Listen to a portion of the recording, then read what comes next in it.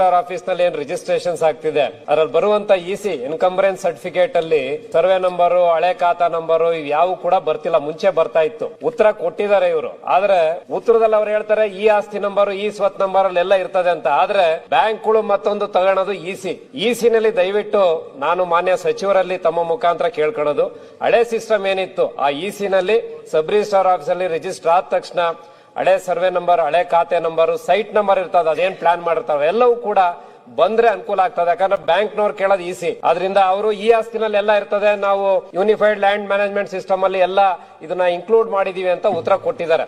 ಆದ್ರಿಂದ ಇವತ್ತು ಕಂದಾಯ ಸಚಿವರು ಕೊಟ್ಟರು ಕೂಡ ನಮ್ಮ ಸುರೇಶ್ ಅಣ್ಣ ಇದ್ದಾರೆ ಇವತ್ತು ಇಲ್ಲಿ ಉತ್ತರ ಕೊಡಬೇಕಾದವರು. ಇವತ್ತು ಈ ಗವರ್ನೆನ್ಸ್ ಸ್ಟೇಟ್ ನಲ್ಲಿ ಎಲ್ಲಾ ಕಡೆನೂ ಕೂಡ ಫಾಲ್ಟಿ ಆಗಿದೆ. ಇವತ್ತು ಸಾಕಷ್ಟು ಜನ ಹೇಳಿದ್ರು ಸರ್ವರ್ ಡೌನ್ ಇರ್ತದೆ. ಮತ್ತು ನಮ್ಮ ಬಿಲ್ಡಿಂಗ್ ಲೈಸೆನ್ಸ್ ಗಳಿಗೂ ಕೂಡ ನಮ್ಮ ಕಾರ್ಪೊರೇಷನ್ಸ್ ಅಲ್ಲಿ ಅಣ್ಣ ಸುರೇಶ್ ಅಣ್ಣ ನಿಮ್ ಡಿಪಾರ್ಟ್ಮೆಂಟ್ ದಯವಿಟ್ಟು ಸುರೇಶ್ ಅಣ್ಣ ನಿಮ್ ಡಿಪಾರ್ಟ್ಮೆಂಟ್ ಕೂಡ ಎಲ್ಲಾ ಸರ್ವರ್ ಡೌನ್ ಆಗಿ ಇವತ್ತು ಬಿಲ್ಡಿಂಗ್ ಲೈಸೆನ್ಸ್ ಗಳು ಕೂಡ ನಮ್ಮ ಸರ್ವರ್ ಡೌನ್ ಆಗಿ 2 ತಿಂಗಳಲ್ಲಿ ಬಿಲ್ಡಿಂಗ್ ಲೈಸೆನ್ಸ್ ಗಳೆಲ್ಲ ಪೈಲಪ್ ಆಗಿದಾವೆ. ದಯವಿಟ್ಟು ಈ ಗವರ್ನೆನ್ಸ್ ಸಿಸ್ಟಮ್ ಸರ್ವರ್ ಪ್ರಾಬ್ಲಮ್ ಮತ್ತೊಂದು ನಮ್ಮ ಸ್ಟೇಟ್ ನಲ್ಲಿ ಸಾಕಷ್ಟು ಪ್ರಾಬ್ಲಮ್ ಆಗ್ತಿದೆ. ಇವತ್ತು ಸಬ್ ರಿಜಿಸ್ಟ್ರಾರ್ ಆಫೀಸ್ ನಲ್ಲಿ ಇಸಿ ಏನು ಎಂಟ್ರಿಗಳು ಬರಬೇಕು, ಸೈಟ್ ನಂಬರು ಮತ್ತು ಸರ್ವೆ ನಂಬರು ಮತ್ತು ಹಳೆ ಖಾತಾ ನಂಬರು, ಇದನ್ನು ದಯವಿಟ್ಟು ಮಾಡ್ಕೊಡಿ. ಅದ್ ಮಾಡ್ಲಿಲ್ಲ ಅಂದ್ರೆ ಈ ಆಸ್ತಿನಲ್ಲಿ ಯಾರು ತಗೊಳಕ್ ಹೋಗೋದಿಲ್ಲ. ದಯವಿಟ್ಟು ಅದನ್ನ ಲಿಂಕ್ ಮಾಡಬೇಕು. ಮತ್ತು ನಿಮ್ ಡಿಪಾರ್ಟ್ಮೆಂಟ್ ಏನು ಬಿಲ್ಡಿಂಗ್ ಲೈಸೆನ್ಸ್ ಸಾಕಷ್ಟು ಪೈಲಪ್ ಆಗಿದೆ ಸರ್ವರ್ ಪ್ರಾಬ್ಲಮ್ ಆಗಿ, ದಯವಿಟ್ಟು ಅದನ್ನ ರೆಕ್ಟಿಫೈ ಮಾಡಿ ಅಂತ ಸಭಾಧ್ಯಕ್ಷರ ಮುಖಾಂತರ ನಾನು ನಿಮ್ಗೆ ಒತ್ತಾಯ ಮಾಡ್ತೀನಿ.